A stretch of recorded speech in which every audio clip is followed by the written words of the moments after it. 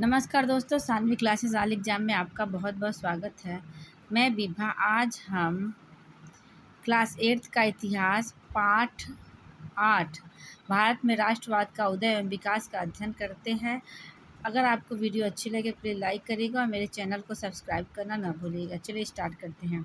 आधुनिक भारतीय राष्ट्रीय आंदोलन बुनियादी तौर पर विदेशी आधिपत्य की चुनौती के जवाब के रूप में उदित हुआ। स्वयं ब्रिटिश शासन की परिस्थितियों ने भारतीय जनता में राष्ट्रीय भावना विकसित करने में सहायता दी। राष्ट्रीय भावना के विकास के कारण भारत की राजनीतिक एकता। अंग्रेजी शासन में एक सी अधीनता, एक सी समस्या, एक से कानूनों ने भारत को एक से सांचे में ढालना प्रारंभ कर दिया। साम्राज्यवादी शक्तियों द्वारा देश में सांप्रदायिकता, क्षेत्रीय तथा भाषी विरोध के बीज बोने के बावजूद अखिल भारतीय भावना पनपी। इसने वैचारिक एवं भावनात्मक एकता को बढ़ावा दिया। तीव्र परिवहन, वास्तव में प्रशासनिक सुविधाएं, सैनिक रक्षा के उद्देश्य, आर्थिक व्यापार एवं व्यापारिक शोषण की बातों को ध्यान में रखते हुए ही परिवहन के तीव्र साधनों की योजना बनाई। पक्के मार्गों का एक जाल बिछ गया। इससे प्रांत एक दूसरे से तथा गांव बड़े बड़े नगरों से जुड़ गया। देश को एकता में बांधने वाला सबसे बड़ा साधन रेल है। डाक एवं संचार व्यवस्था। सन 1850 ईस्वी के उपरांत प्रारंभ हुई आधुनिक डाक व्यवस्था तथा बिजली के तार ने देश को एक करने में सहायता की। अंतर्देशीय पत्रों एवं समाचार पत्रों तथा पार्सलों को कम दर में भेजने की व्यवस्था ने देश के सामाजिक, शैक्षिक, बौद्धिक तथा राजनीतिक जीवन में एक परिवर्तन ला दिया। डाकखानों के द्वारा राष्ट्रीय साहित्य पूरे देश में भेजा जा सकता था। संदेशों के शीघ्रातिशीघ्र भेजने में बिजली के तारों ने क्रांति ला दी। आधुनिक संचार साधनों से भारत के भिन्न भिन्न भागों में रहने वाले लोगों को एक दूसरे से संबंध बनाए रखने में सहायता मिली, जिससे राष्ट्रवाद को बढ़ावा मिला। नए बुद्धिजीवी वर्ग। नए बुद्धिजीवी लोग प्राय कनिष्ठ प्रशासक, वकील, डॉक्टर, अध्यापक इत्यादि थे। इनमें से कुछ लोग इंग्लैंड में भी शिक्षा प्राप्त कर चुके थे। उन्होंने वहाँ इन राजनीतिक संस्थाओं की व्यवस्था भी देखी थी। यहाँ लौटने पर उन्हें यह अनुभव हुआ कि उनके मौलिक अधिकार शून्य के बराबर हैं। वातावरण में दास्ता ही दास्ता है। अंग्रेजी पढ़े लिखे बुद्धिजीवी वर्ग अपने राजनीतिक अधिकारों से परिचित थे। उन्होंने अनुभव किया कि सन 1833 ईस्वी के चार्टर एक्ट तथा रानी विक्टोरिया की सन 1858 ईस्वी में की गई घोषणा में दिए गए वचनों के बावजूद ऊंचे ऊंचे पदों के द्वार भारतीयों के लिए बंद ही थे। यही लोग नवोदित राजनीतिक असंतोष का केंद्र बिंदु बने। भारतीय राजनीतिक संस्थाओं को नेतृत्व प्रदान किया। अंग्रेजी भाषा। भारत के विभिन्न क्षेत्रों में स्थानीय बोलियों का प्रचलन। अंग्रेजी भाषा। भारत के विभिन्न क्षेत्र में स्थानीय बोलियों का प्रचलन है। विभिन्न भाषा भाषी क्षेत्रों के मध्य अंग्रेजों ने एक संपर्क भाषा की भूमिका का निर्वाह किया, जिससे कश्मीर से दक्षिण क्षेत्रों के निवासी अपनी बात एक मंच पर रख सके। भारतीय समाचार पत्र एवं साहित्य की भूमिका। भारत में राष्ट्रीय भावना के विकास में भारतीय समाचार पत्रों एवं साहित्य की महत्वपूर्ण भूमिका रही। इनके द्वारा भारतीयों ने देशभक्ति की भावना का, आधुनिक आर्थिक, सामाजिक एवं राजनीतिक विचारों का प्रचार किया तथा एक अखिल भारतीय चेतना जगाई। इन राष्ट्रवादी समाचार पत्रों में संवाद, कौमुदी, सोम प्रकाश, बंगदूत, केसरी, हिंदूत एवं अमृत बाजार पत्रिका आदि प्रमुख है। इसी प्रकार साहित्य रचनाओं में आनंद मठ, भारत, दुर्दशा, गीतांजलि आदि ने राष्ट्रीय भावना जगाने में महत्वपूर्ण भूमिका निभाई।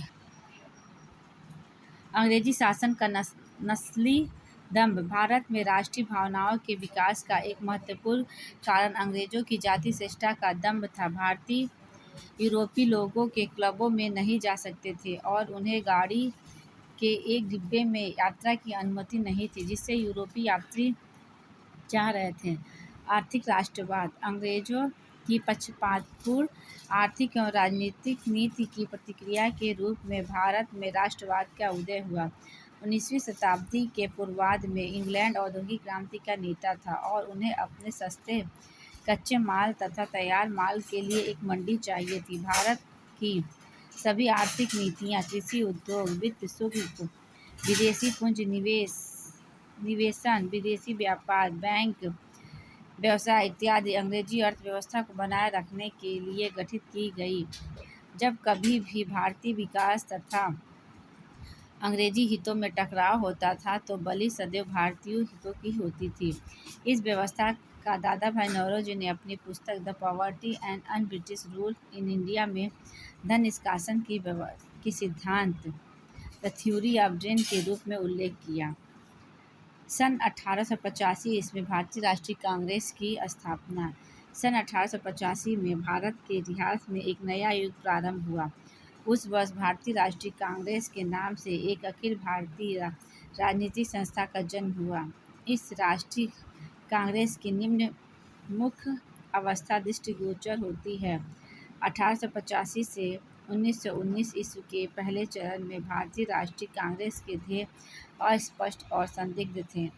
यह आंदोलन केवल शिक्षित मध्यम वर्गीय बुद्धिजीवी वर्ग तक ही सीमित था, जो पाश्चात्य उदारवाद और अतिवादी विचारधारा से प्रेरणा लेता था।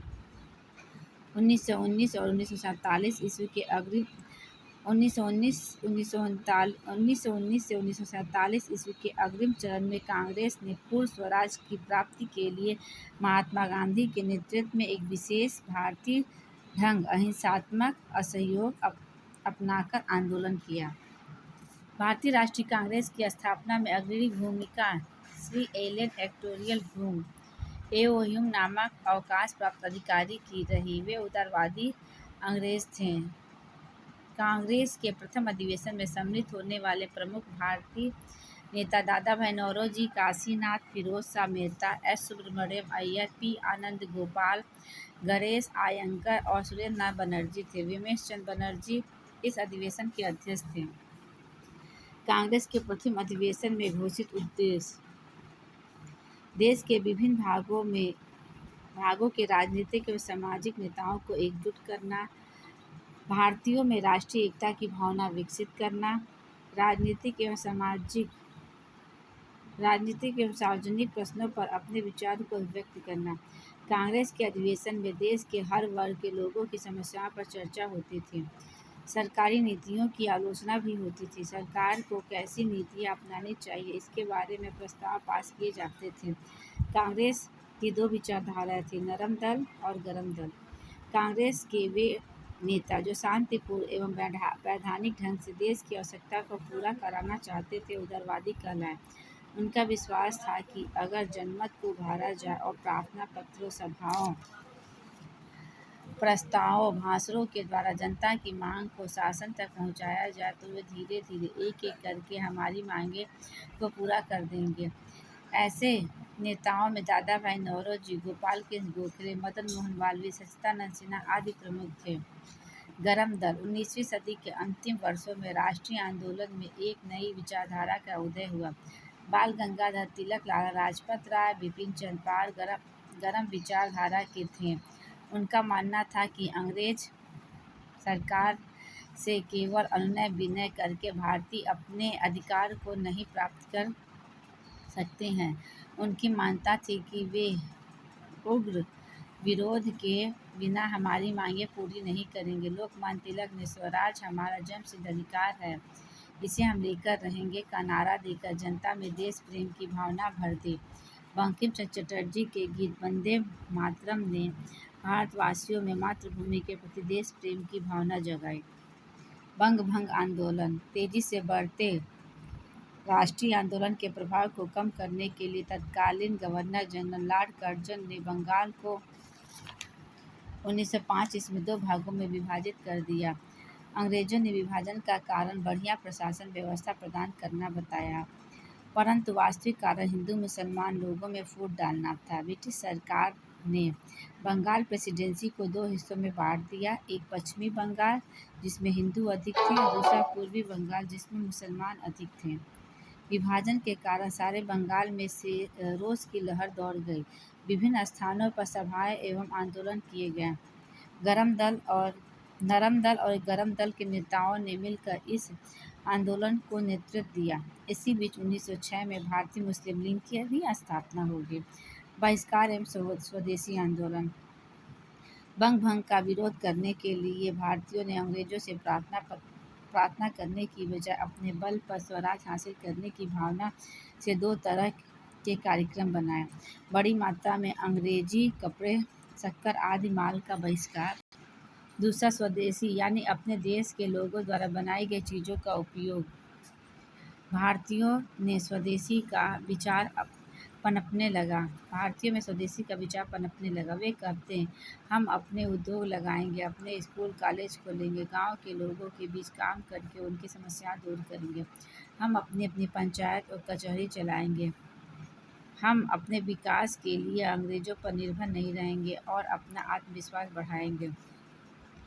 क्रांतिकारी आंदोलन। ब्रिटिश शासन द्वारा भारतीय आंदोलन के क्रूर दमन के कारण कुछ देशभक्तों ने स्वतंत्रता प्राप्ति के लिए सशस्त्र क्रांति का मार्ग अपनाया। क्रांतिकारी शीघ्र परिणाम के इच्छुक थे।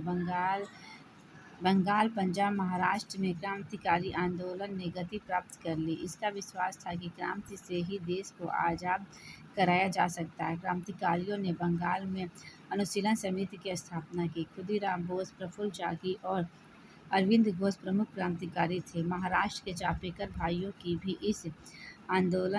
इस प्रकार के आंदोलन में महत्वपूर्ण भूमिका थी। इस आंदोलन को व्यापक बनाने के लिए क्रांतिकारी समाचार पत्रों का प्रकाशन भी शुरू किया गया। बंगाल के संध्या और युगांतर तथा महाराष्ट्र का काल प्रमुख समाचार पत्र था।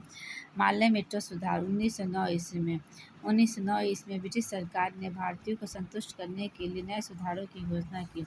भारत में काउंसिल के सदस्यों की संख्या 16 से बढ़कर 60 कर दी गई। मुसलमानों के लिए सीट आरक्षित करके उनका पृथक निर्वाचन करने की व्यवस्था की गई, किंतु इससे भारतीयों में असंतोष कम नहीं हुआ। सन 1911 ईस्वी में ब्रिटिश सम्राट चार्ल्स पंचम जब दिल्ली आए तब उन्होंने बंग भंग को रद्द कर पुनः बंगाल को एक करके कोलकाता के स्थान पर दिल्ली के यहाँ की राजधानी भी बना दिया, लेकिन इससे भी राष्ट्रवादी संतुष्ट नहीं हुआ। गदर पार्टी। युद्ध काल में बंगाल, महाराष्ट्र तथा उत्तर भारत के अनेक क्षेत्र में सशक्त राष्ट्रवादी विद्रोह की योजना तैयार होने लगी। भारत के बाहर अमेरिका और कनाडा में बसे भारतीय देशभक्तों ने 1913 ईस्वी में गदर पार्टी की स्थापना की। इस पार्टी के प्रमुख नेता लाला हरदयाल थे। इस दल के अन्य प्रमुख सदस्यों में रासबिहारी बोस, राजा महेंद्र प्रताप, बरकत उदैब उल्लाह सिंधी, भगवान सिंह तथा सोहना सिंह भाखना अधिक सक्रिय थे। गदर पार्टी की ओर से एक सामाजिक पत्र गदर नाम से प्रकाशित होता है। इनके मुख्य पृष्ठ पर लिखा रहता था, अंग्रेजी राज का दुश्मन। होम रूल आंदोलन। सन 1914 ईस्वी में प्रथम विश्व युद्ध प्रारंभ हो गया। इंग्लैंड ने युद्ध में लड़ने के लिए भारतीय जनता और भारतीय साधनों का पूर्ण उपयोग किया। भारतीयों को बहुत बड़ी संख्या में सेना में भर्ती किया गया। ब्रिटिश सरकार ने करोड़ों रुपए भारत से ले जाकर युद्ध में खर्च किए। युद्ध काल में भारत के कुछ राष्ट्रीय नेता इंग्लैंड की मदद करने के पक्ष में थे। वे आशा करते थे कि इस मदद के बदले में इंग्लैंड की सरकार भारत को स्वशासन की दिशा में कुछ सुविधाएं घोषित करेगी। कुछ भारतीय नेता युद्ध के दौरान इंग्लैंड पर दबाव डालना चाहते थे, जिससे स्वशासन के विषय में जल्दी घोषणा कर दी जाए। ब्रिटिश सरकार ने युद्ध बंद होने के बाद कांग्रेस की मांगों को पूरा करने का आश्वासन दिया था। इसी आधार पर भारतीयों ने विश्व युद्ध में ब्रिटिश सरकार की सहायता भी की थी, किंतु युद्ध की समाप्ति के बाद अंग्रेज अपने वादे से मुकर गए। 1916 ईस्वी आते आते कांग्रेस के दोनों नरम और गरम दलों तथा दूसरी ओर कांग्रेस और मुस्लिम में समझौता हो गया। इसी समय श्रीमती एनी बेसेंट और लोकमान्य बाल गंगाधर तिलक ने होम रूल आंदोलन चलाया। इस सब का स्क्रीनशॉट ले लीजिए। इसी के साथ ये वीडियो समाप्त होता है। प्लीज़ मेरे चैनल को सब्सक्राइब, लाइक करना ना भूलिएगा। धन्यवाद।